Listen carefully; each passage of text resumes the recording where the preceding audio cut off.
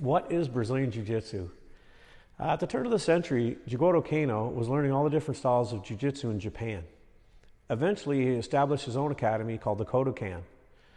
After a few years, some of these other academies closed down and Jigoro received the remaining students. So he's very fortunate to have students from many different styles of Jiu Jitsu coming to his gym. Eventually, he sent ambassadors around the world to spread Jiu Jitsu. And one man named Mitsuyo Maeda, he traveled to England, Spain, Cuba, USA, and eventually he landed in Brazil. What they were supposed to do was learn the local language and teach classes and use the proceeds to pay their way.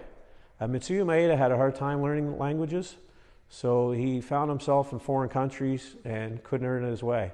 So he discovered prize fighting, which was quite popular. We consider it the original MMA, and he was very, very successful. And that's how he made a living and traveled around the world. Mitsuyo Maeda knew he could win these matches, so wherever he went, if he couldn't teach classes and learn the local language, he would participate in prize fighting. And we believe that he kind of modified what he knew and learned what worked against other martial arts. And there was even rumors that he let people use knives in some of his matches, and he still defeated them. He's reported to have won over 200 matches of prize fighting. Eventually he landed in Brazil, in Belém, and he taught the Gracie family. Eventually the Gracie family moved away from Maeda to Rio de Janeiro, so they didn't have a master over watching them anymore.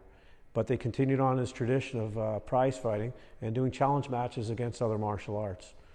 So where we don't have a traditional master telling us what to do, we don't do katas, that's what really makes us different. It's all about efficiency, what works, what doesn't work, and a lot of live rolling or sparring. And that's what makes Brazilian Jiu-Jitsu very, very unique, and it's developed into a phenomenal martial art of self-defense, sport, and a huge aspect of MMA also.